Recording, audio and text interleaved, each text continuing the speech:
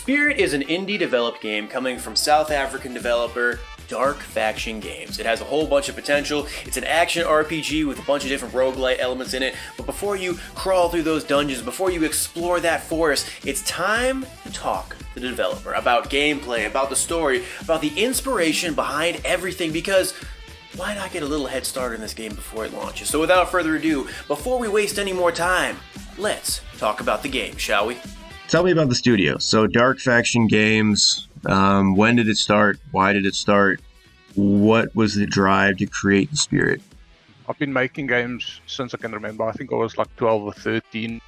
I used to, I actually never had a computer at that time. I used to go sit by my dad's computer on this slow internet connection, and way before things like Unreal and Unity, I used to, I think I wasn't even in high school yet. I just took a fascination to programming, and especially coding of games, because I thought to myself, why would I just play games when I could make anything I wanted?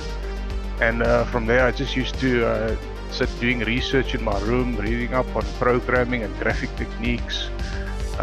Yes, I even bought books over Amazon over the years, and I started to read them, and I just got a passion for this.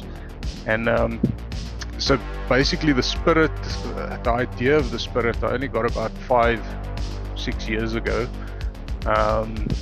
but it wasn't anything spectacular the reason why I did it. I just had a bunch of prototypes I've been working on, and the Spirit was just something that I enjoyed working on, and I took it from there. Took it and I ran with it. Yeah, how long have you, I didn't actually have this written down, how long have you been working on the game? I actually lost track. I lost my paper trail. I think it's around about between 4 and 5 years that I actually started coding the first bits and started to build like the first demo level. It's probably been 4 or 5 years, somewhere there. There's actually 3 different parts of this question, and I'm not going to squeeze them all together because then we'll just kind of forget a couple different factions of it. But does the game feature any kind of permadeath? Games similar to this one's, I know that they kind of, some of them lean into it, some of them don't. Some of them kind of implement it into a certain way, like you have to get through a whole level in one try, or you start all the way back at the beginning. Just like different elements for different games, but how does this one include that, if it does at all? So you hit the nail on the head there. Basically, you have to finish the entire level if you want to be able to save. So it saves at the beginning of every level, but it does feature permadeath in a sense. So players can collect, or they can purchase revival potions. Use that to revive yourself at what we call a revival shrine after you die. If you don't have any of them left, you're gonna basically have to start the game at the beginning again. It's an RPG, and is it fully open, semi-open? How's the game world going to be in the game? So is each level is to have like linear sections and then it opens up in one part, or is just the whole level this open world place that you can kind of explore? I'm gonna have to be honest there. Pretty much most of the game is quite linear, although there are open world sections to the game. It's perfect for exploration, leveling up, that type of thing, but you wouldn't need to complete any of those sections to be able to proceed through the game. What I can say is a lot of the levels do branch out to different directions, so it is possible that you can miss out on an entire section of the level. Even if there's NPCs and interesting things to see there, you can still technically complete the level without seeing half of the stuff in it. What is the story behind the game itself?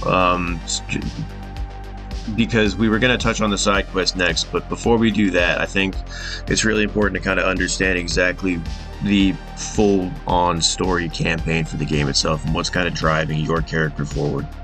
So your character, he wakes up first as the cutscene starts. He's sort of half dreaming, and wakes up in this strange realm. He doesn't actually know why he's there, and he's on a quest to find his body again, where he can enter it and return back to the living, to his loved ones. But he soon finds out that the people of the realm need him, the way that they can stop the Rift Keeper, which is letting enemies and demons come through the rift, basically. And then, so moving into the actual side quests themselves, does the game, it features them, obviously, it's in some level, and how does that actually impact the game itself? Is it something that is there just a ton of them where you can get lost in them in every level, or is it something where it's kind of more minimal and you just focus on the story and the level itself? Side quests are actually more minimal. There's not that many. There's quite a few, but the whole idea of the side quests is obviously to extra souls from your fallen enemies, level up, get stronger, collect loot. But one of the most interesting things, or one of my favorite things about the side quests, is NPCs that are there in the side quests. You tend to learn a lot of little bits of story. So it serves more as kind of a world building effect than anything, where it's something that really helps you feel like you're connecting, basically. I hope so. That's part of the goal. And then, so this question, the next one's kind of hard to answer just because it's not taking into account speed runs, it's not taking into account side quests. It's much more vague in that sense. But how could you put a specific number on how long you could expect a full playthrough to be? That is actually quite a tricky question to answer, but your average player could be around about 6 to 8 hours of playtime if you had to go through most of the quests and that type of thing. It's not much by many standards, but we've got a lot of interesting updates coming out within the next 6 months or so, so hopefully players will stick around to see. I mean, 6 to 8 hours is a pretty impressive story, to be honest. I mean, that's a fairly long campaign. That's impressive. So players can interact with NPCs, and that's kind of the full element of the side quests in themselves. Can you kind of talk to me about, we'd already kind of touched on how it's a very minimal effect. However, can you kind of recruit NPCs from your side quest to kind of go on the next level with you, or is that not really something that's going to be implemented to this game? So, like, I guess an example would be like the Outer Wilds and like State of Decay, games like that, where you can kind of recruit people around you to help you. You can in a sense get NPCs to join your team, help you on your quests. They are quite weak though, so at the very least you can heal them, but you can't micromanage them. It wasn't part of the original game idea. Although I was considering it in a future update, it would be quite tricky to do now because of how far the development is. Thought about it long and hard. I'd have to change massive amounts of codes to be able to just micromanage them. But they can join your team and help you fight. There's a lot of different weapons available in this game. However, can you kind of touch on the different weapon classes that are in the games? Swords, I'm not sure if you have guns or not in the game. Long range attack, magic, things of that nature. Can you kind of touch on that? And then, is there any kind of crafting system in this game, or is that something that is not crucial to the story and it's more of just you kind of upgrade your powers as you go? Okay, so there's loads of different weapons. I just went with as many different weapon styles as I could. Some obviously more powerful than others. You got your swords, you got your maces, your axes. You've even got spears. It's possible to collect what we call a fire gem or a lightning gem. You can only equip one of these at a time, and this will basically give you extra lightning damage to your weapon and fire damage to your weapon, but only on melee attacks. As for the crafting, there's nothing crafting at the moment. I'm trying to keep things simple. But you never know in the future. I've got so many ideas for the next game actually, but I'm going to see this one through first. So it's more like kind of a rune kind of deal where they just implement the weapon and help improve it basically from combat. Exactly. Okay. And then is there any advantage to using certain weapons as you take on different enemies, or is it more just kind of what suits your playstyle? I think at this stage it's just what suits your playstyle. Obviously, the later you go in the game, you're going to want to try and get more powerful weapons in terms of damage, melee units. There's some massive enemy packs later, so you're going to have to try and become as powerful as you can really later on in the game. I actually didn't have this question written down, but an inventory system within the game. So we were talking about, different weapons that you can carry through the different levels. How would that work in a sense where, like, you want to carry X amount of weapons to go into a game, or to go into a level, I apologize, and gear and things like that? Well, how does the inventory system actually work in the Spirit? You don't actually have an inventory. You can only have one weapon at a time. You can level yourself up. So that's the most important thing you have to do. Mm-hmm. The weapons, they find them all over the place. You can find different weapons if you want to. You will get a damage reading that you can see which one is more powerful than the last. You can only have one of each power up. So for example, you're gonna get like okay, this will come in later. I'm sure you've got questions about the spells and stuff.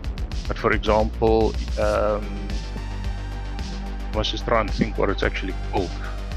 Book of Spells, for example. You can only equip one of them, and that's going to increase all your spells. So you wouldn't be able to sell any extra Book of Spells, for example. It's a perfect segue though, because while we're at that point, can you kind of touch on how spells work within the game, the different kinds, and how you take them on, and from a gameplay standpoint? So there's about 10 or 12 different spells that you can unlock. Obviously, you're gonna have to level up to be able to unlock them. One of my favorite spells, for example, would be the ghoul spawning. You have to be level 5 to use it. You spawn 2 undead ghouls to fight for you. Higher your level is, obviously, the more you can spawn. That's capped at a point. Only last like 35 seconds, but they do massive amounts of damage to enemy units. Then you can obviously, like I said, you can upgrade your spells using either from a merchant you can buy spell upgrades from, or you can find like the book of spells that I spoke about in the loot chest, the crates, that type of thing. A ring of fire, which is also an item you can collect, would increase only the damage to fire spells, and obviously the higher level you are, the more damage the spells do. But there's quite a lot of spells you can experiment with in the game. So it really focuses kind of more on your players ranking up, and then everything else around that, from your weapons to your spells, they kind of improve as you improve as your character. I would say so too. This is something I would have to say as well. What's even more important when playing the game is not really how much damage the spells do, but how well you can micro manage your character using all the spells. I've noticed that makes a huge difference. You can do it correctly.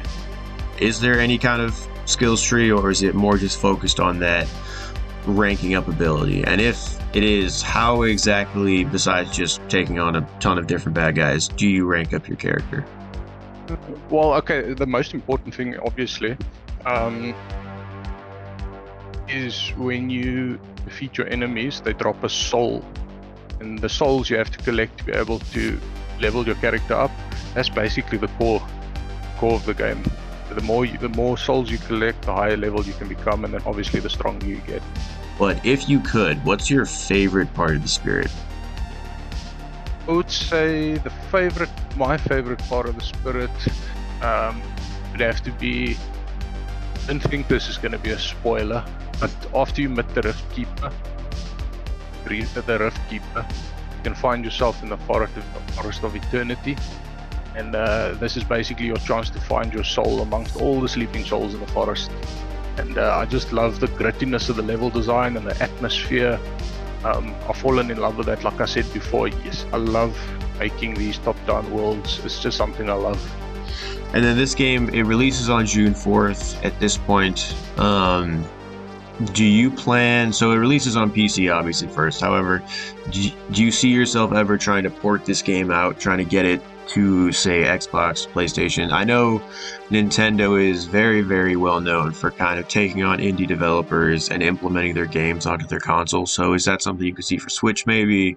Is it, is something down the road? And if that's the case, would you ever think of trying to implement in controller compatibility beforehand? after launch? Is that something you see as a possibility? This stage, I'm only planning for PC. But who knows? It's a possibility for consoles. I would say probably Xbox would be the easiest because it would cost me the least. But there's companies out there willing to help. I'll probably go for it. And then I have heard a lot of people say that implementing controller compatibility at the very end of their build, like when they're launching, is a nightmare just because of the programming. So I don't know if that's something you see as a possibility, but would you ever consider it? It's been on my mind probably since 3 years ago. It's something I actually want to do, but I'm not sure it's a possibility at this time. It will be quite tricky, like you said. But we'll see. If players want to stick around, hopefully they will. Then I've got a lot of updates planned. Hopefully we can do something like that. I think this game is perfect for a controller, actually. And then, so DLC content, seasonal, prequels, sequels, just other games in general. What do you have planned after launch? So launch is actually fairly close at this point. So what's kind of the calendar look like for you after that? Yeah. Well, from this interview onwards, it's probably going to be really, really late nights. But I've got a lot of updates planned every 3 months, more or less, for the next year. One of the things I'm planning on adding in is like a type of a skirmish game mode where the spirit must fight for control over obelisks on the map, capture ground, almost like a Dota style fashion, but not quite the same. And then I'm also going to add more achievements that the players can unlock. I also want to add new areas to the game that branches off to new locations. And then I've got another quite a big update I'm planning for the game, but I want to keep that secret for now. Everyone's going to have to just stick around and see first.